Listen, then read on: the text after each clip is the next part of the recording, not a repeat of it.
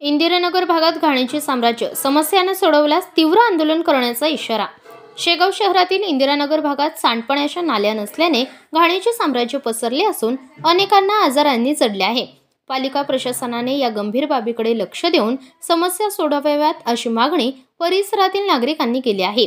अनेक वर्षांपासून इंदिरानगरच्या काही भागात सांडपाण्याच्या नाल्या नाहीत, त्यामुळे सांडपाणीच जागी मुरत असून डासांचा प्रादुर्भाव वाढत आहे।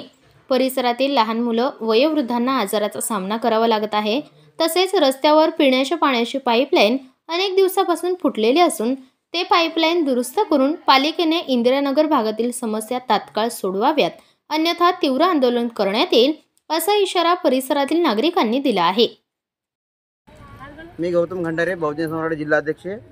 या वार्डामध्ये नगराधीशमध्ये एका पदाला माझी फॅमिली जयश्री खंडारे उभी राहिली आणि तेव्हापासून आमच्या वार्डाचे जे मेंबर होते ते मेंबर तर अत्यंत झोपण्यात आले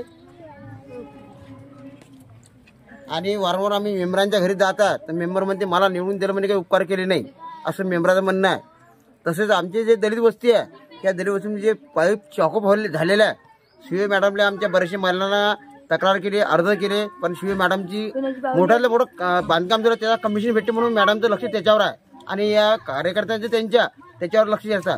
म्हणून आमच्या घराच्या बाजूने एक बाई राहत आहे, त्या बाईच्या लेकरांना डेंग्यू झालेला वारंवार ते आम्ही सुद्धा तक्रार केल्या।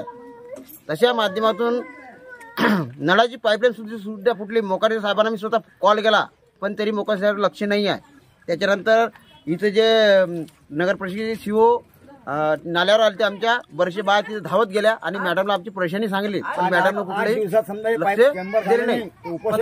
अनंता की आमचं एक म्हणणं आहे की बाबा तात्काळ शिव मॅडम या वार्डात येऊन ऍक्शन घ्यावा, नाही तर पुढील जर नगरपालिकामध्ये काही तोडफोड झाली किंवा काही झालं तर जबाबदार शिव मॅडम राहतील आणि तात्काळ आम्ही याच्यानंतर तीव्र आंदोलन करणार आहे। शासनाला दक्षता पडा। जय हिंद।